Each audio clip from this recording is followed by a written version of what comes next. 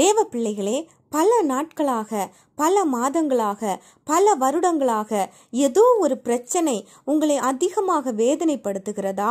இந்த வேதனை மாறும் என்று காத்திருந்த நாட்கள் மாறி இனி இதற்கு தீர்வே இல்லை, இந்த வேதனையோடே வாழ்நாள் முழுவதும் வாழ வேண்டியதுதான் என்று நம்பிக்கை இழந்த நிலைமையில் காணப்படுகிறீர்களா? இதுபோல்தான் 12 வருஷமாக பெரும்பாடு என்னும் வியாதியால் அவதிப்பட்டு கொண்டிருந்த ஒரு ஸ்திரீ தனக்கு உண்டான எல்லாவற்றையும் விற்று மருத்துவரிடத்தில் கொடுத்தும் எந்த விடுதலையும் கிடைக்காமல் நம்பிக்கையற்ற நிலைமையில் இருந்தவள் ஒரு நாள் இயேசு வருகிறார் என்று கேள்விப்பட்டு யாரும் அறியாமல், ஏன் இயேசு கிறிஸ்து கூட அறியாமல் அவருடைய ஆடையை தொட்டு சுகம் பெற வேண்டும் என்று விரும்பி ஓடி வந்து இயேசு கிறிஸ்துவின் வஸ்திரத்தை தொட்ட உடனே 18 வருடமாக அவளுக்கு இருந்த வேதனை நின்று போனது.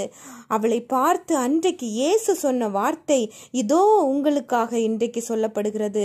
மார்க் 5:34 அவர் அவளை பார்த்து, மகளே, உன் விசுவாசம் உன்னை ரட்சித்தது, நீ சமாதானத்தோடே போய் உன் வேதனை நீங்கி சுகமாயிரு என்றார். ஆம், எனக்கு அன்பானவர்களே, நீங்கள் எத்தனை வருடமாக வேதனைப்பட்டு கொண்டிருந்தாலும் இன்றைக்கு இப்பொழுது உங்கள் அருகில் நிற்கும் இயேசுவை ஒரு விசை தொட்டு பாருங்கள்.